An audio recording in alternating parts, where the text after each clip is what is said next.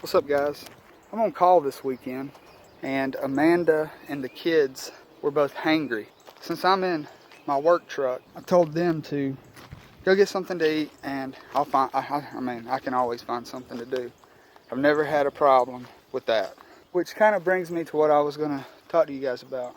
I'm out here in this old creek bed, but it's a good place to look for arrowheads, as you can see. This was just an old creek bed that used to run into the river down here. As I was walking along, I was just looking, and every now and then something will catch my eye. Something caught my eye back there. But when you get in these old creek beds, you start finding old bricks stuck in there, glass, some pottery right up here.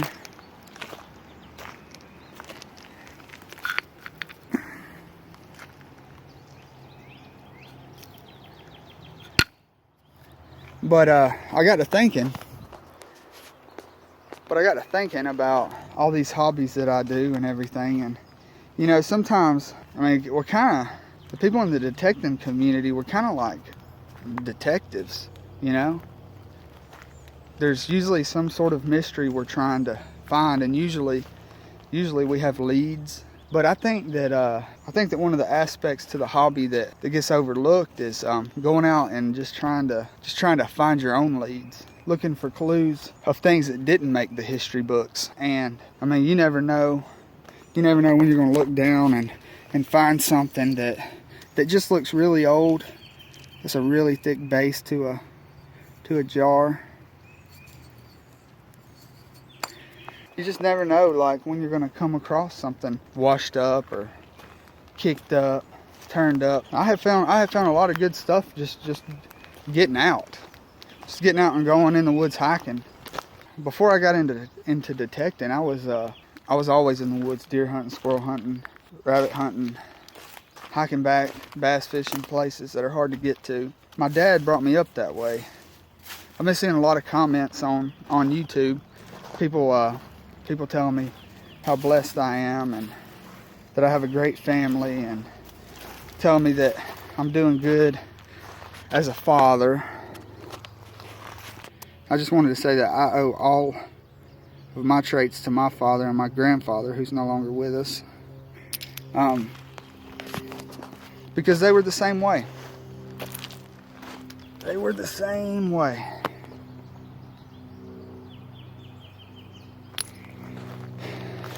I didn't know, obviously I didn't know my grandfather when he was a younger man, but I imagine he was kind of like me, couldn't sit still. Always into stuff. I can almost guarantee you that's how he was, because if y'all seen the channel trailer, he's always telling me stories about when he was 12, 13 years old, going out and camping for weeks on ends during the summer with one of his friends, and I always, what do we have here? This might have been gold panning. What is that? Is it drugs? I gotta open that up. It's probably river silt.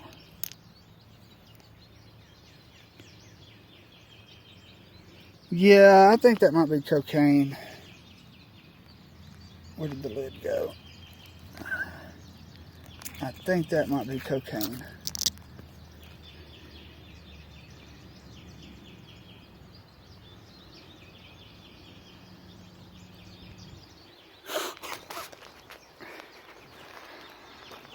Wow.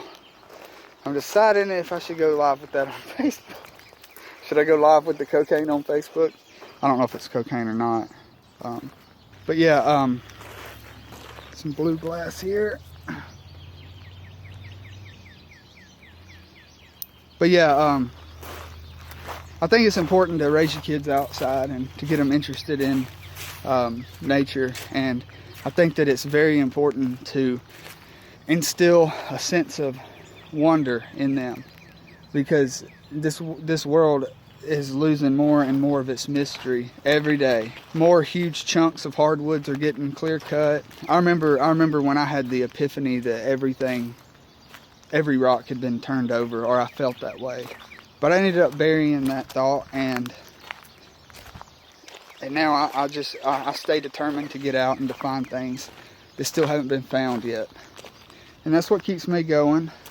Who knows how my kids will be when they're my age and they have kids, but no matter how it transpires or how it shows itself in them when they get older, I just hope that they get their kids out like my dad did me and his dad did him, and because there's such a disconnect in this human experience. There's a huge disconnect from nature, and I'm happiest when I'm out in the woods, when I'm out exploring. But I'm happiest when I'm doing those things with the people that I love.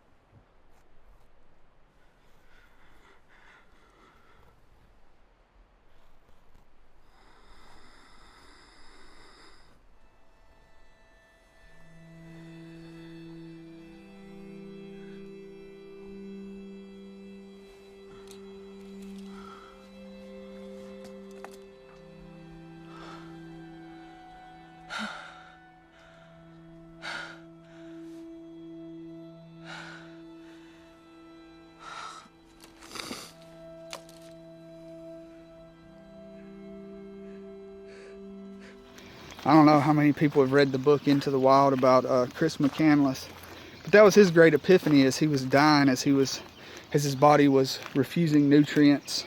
He went out into the wild because he had had enough of society, and as he ended up eating the wrong kind of, I think he mistook some wild potato plant for some other kind of some sort of root, and it ended up causing his body to reject nutrients, if I remember correctly. But yeah, I don't know why I'm really talking about this. I guess I just run across so many people who are depressed.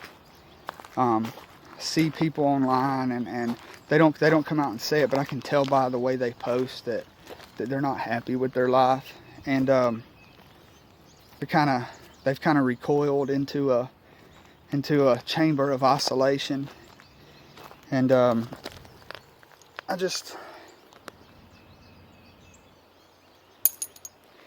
guess I just felt the need to share my opinions on the matter, and my opinions are they kind of parallel Chris McCandless' his epiphany. To call each thing by its right name.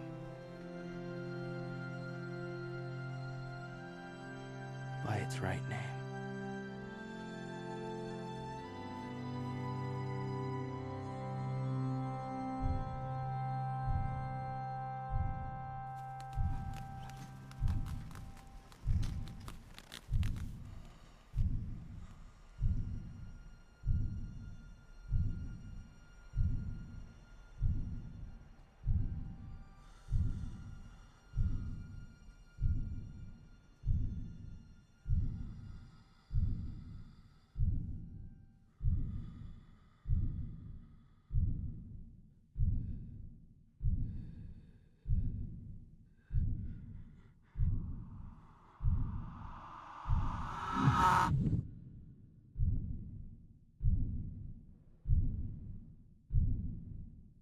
What if I were smiling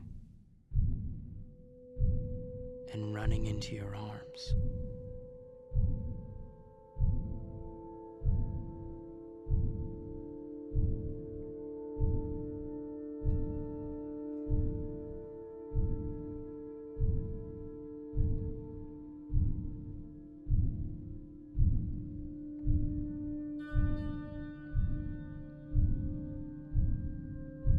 would you see then?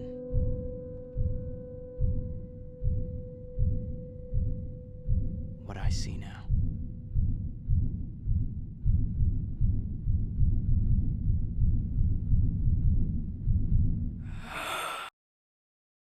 And I think that, like, if you're depressed, or if you're sad, or if you're just not happy with where you're at in life, it's very important to,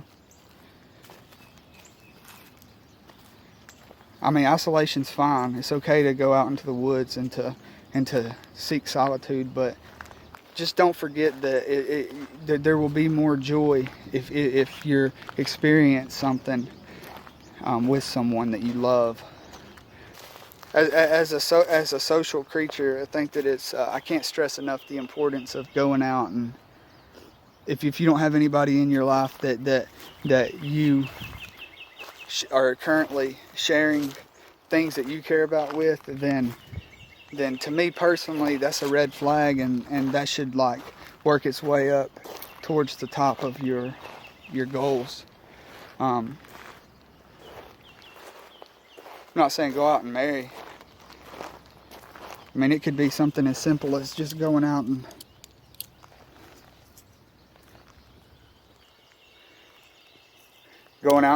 making some friends. And try to find some people who have the same hobbies as you. And if you, I mean, not everybody's big into getting out into nature, but I think that if you feel like you're not into nature, I would encourage you to maybe try getting into nature. Go to one of your local state parks and go hiking. You'd be surprised what just seeing a group of deer will do to the human spirit. Or walking up on a little pool in the creek and coming across some frog eggs. I mean, it's in us. It's in us to be out, and it's in us to be mobile. And that's why metal detecting is such a great hobby, because you have to be mobile, and it's gonna make you get out. But I'm gonna shut up. But I just wanted to say that I felt like I needed to throw a lot of the love that I've been getting from a lot of you toward my dad and my grandpa, who's no longer with us. Because if they hadn't raised me the way that they raised me, then I wouldn't be who I am. So I'll turn this thing back on if I find anything. You guys have a good day. Just found a salamander, but I'm not gonna be able to catch him because this thing goes way up under the bank. There he is, right there. I think that's a 3-line. My hands are dry. I don't want to pick him up, but I'm gonna leave him be. Well, I finally pulled myself out of that creek bed, and wouldn't you know it, there's some May apples up.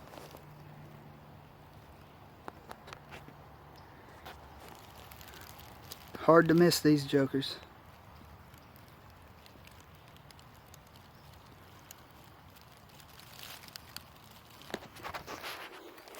So, ash trees everywhere, privet. So for Georgia, I think that I'm in a pretty good spot. I'm going to keep looking, and if I find anything worth filming, as always, you know, I'll turn this doohickey back on and we'll have a chat about it.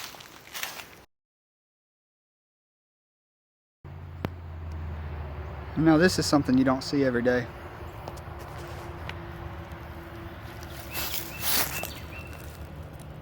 Two snails getting it on. I mean, they are going at it. If I were to film like for an hour and like ramp up the speed, you would see some intensity, but they move so slow you can't tell what they're doing. No morels yet. Thought I saw one, but I didn't. Maybe it's the cocaine. It's got me wigging. It's got me wigging in the privet. didn't go. It's just a joke, guys. Settle down. All right, let's keep going.